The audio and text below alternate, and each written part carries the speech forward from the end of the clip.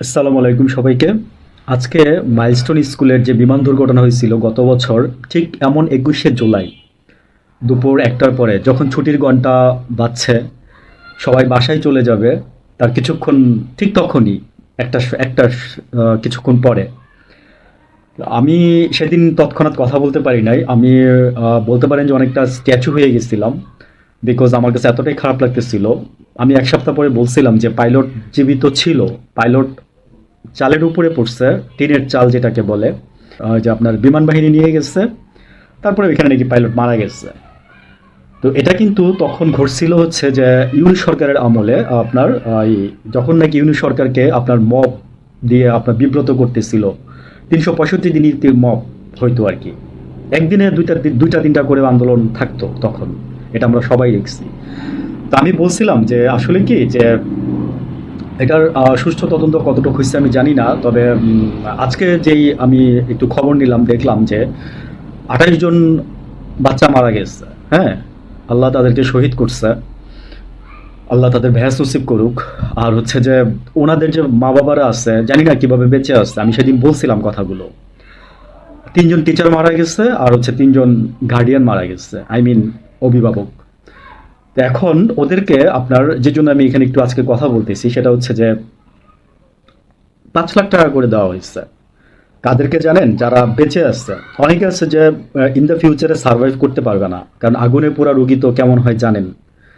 মানে কারোর হাত বাঁকা হয়ে আছে, কারোর চোখ ইয়া হয়ে আছে, কারোর বডিতে মানে প্রবলেম হয়েছে, তারপরে কারোর ভিতরে এখনো সমস্যা আছে। তো এগুলো ইউনিট সরকার, হ্যাঁ, মানে সুষ্ঠুভাবে করে দিয়ে যায় নাই, বা গেলেও কার্যকর হয় নাই।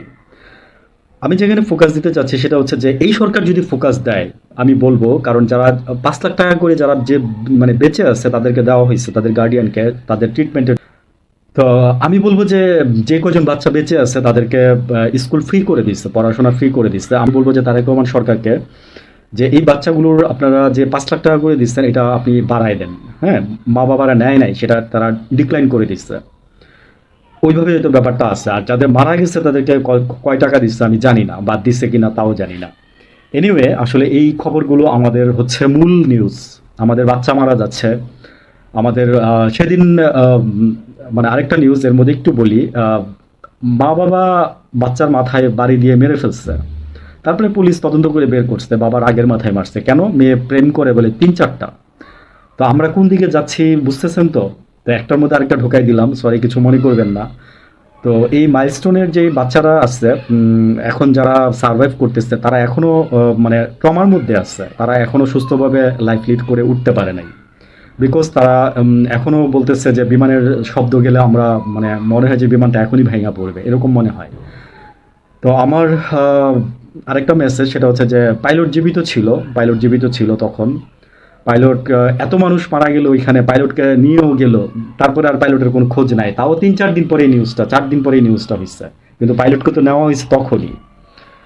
এটার তদন্ত কি হয়েছে, বা তদন্তের রিপোর্ট কি, আমরা এগুলো জানতে চাই। আমরা এগুলো জানতে চাই, কিন্তু আমরা আসি হচ্ছে মানে আগাছা নিয়ে পড়ে আছি।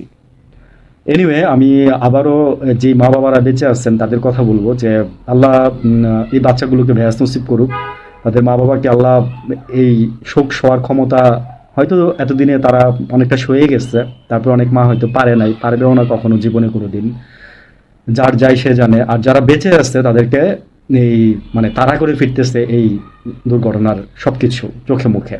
একটা মেয়ে বলতেছিল যে আমি রাতে দেখতেছি যে আমাকে একটা কালো, কারণ সে যখন ক্লাসরুম যখন অন্ধকার কালো হয়ে গেছে, তখন মেয়েটা বলতেছে আমাকে মনে হচ্ছে একটা কালো ভূত আমাকে এসে নিয়ে যাচ্ছে পিছন থেকে।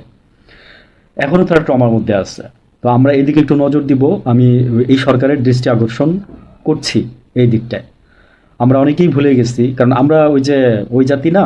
কারণ আজকে আমাদের হয়তোবা ছোট্ট একটা জায়গায় স্মৃতিচারণ করা হয়েছে, কিন্তু উচিত ছিল কি সরকারের পক্ষ থেকে একটা পদক্ষেপ নেওয়া, বা শহীদ মিনারে কিছু করা, বা আপনার একটা আয়োজন করতে পারতো।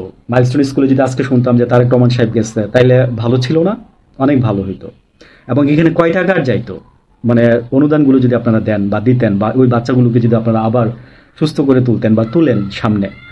আমরা এই জিনিসগুলো সরকারের কাছ থেকে কখনোই পাই না, কোনো সরকারের কাছ থেকেই পাই না। এনিওয়ে, ভালো থাকবেন সবাই। আমরা তাদের আত্মার মাগফিরাত কামনা করি আজকের দিনে। আসসালামু আলাইকুম।